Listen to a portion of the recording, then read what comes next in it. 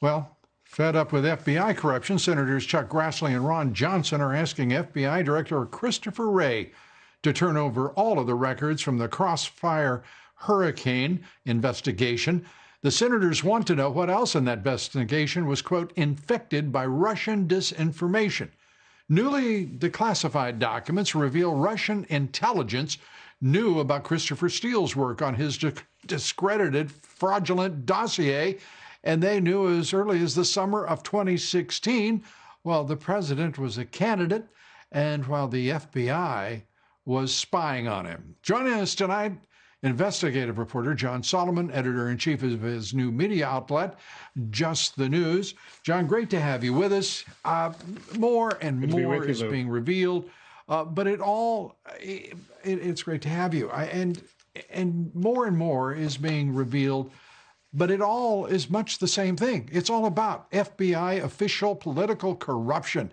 And this is even more emphatically damning because it's very clear that the FBI under President Obama knew that a Russian intelligence operation was being run, a disinformation campaign, and with the help of an former MI6 operative who was at the center of the FBI investigation and effort to overthrow the president, the man who would become the president of the United States. This is outrageous, and it gets more outrageous by the day because no one's been held accountable.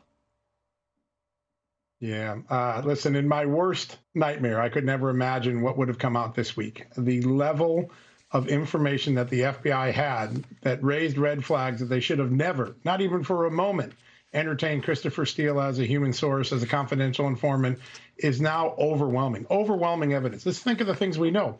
One of the people he was talking to was a Russian intelligence official who was under surveillance by us. They had a separate FISA on him, yet they were taking Christopher Steele's word that that was credible information. His other source disowned it. He's paid by Hillary Clinton. Some of his information is disproven right away. He exaggerates his record at MI6. All of these things came out this week. Christopher Steele should never have been shown a door inside the FBI.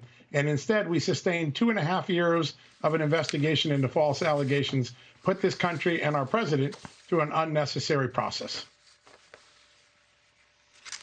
Unnecessary. This was an attempt to overthrow the president. This was an attempt to align the entire FBI with Russian intelligence objectives and missions.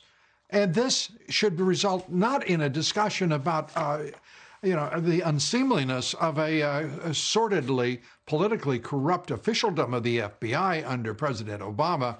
It should be about a sinister cabal operating in the intelligence agencies, the FBI, and the Justice Department to overthrow a president.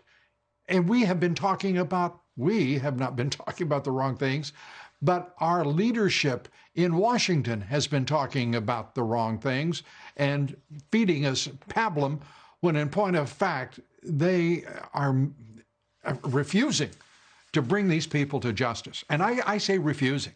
This is outrageous that we're having this discussion in 2020. Yeah. It's just outrageous. We're talking about 4 years ago. Yeah, no, it's taken a very long time. And part of the reason is the FBI and the intelligence community are very good at obfuscating and hiding the truth, whether they redact things, claim they're classified, falsified documents, which they did in this case.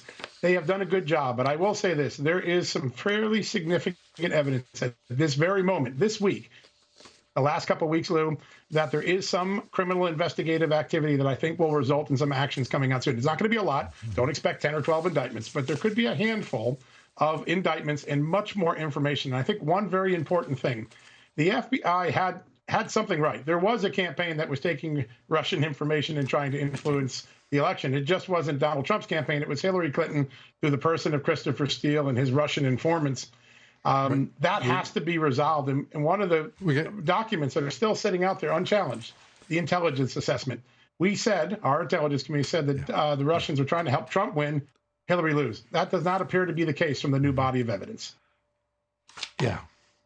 Yeah, I think it's been clear for a long time, frankly. I think this is just more evidence supporting what we already knew in my judgment.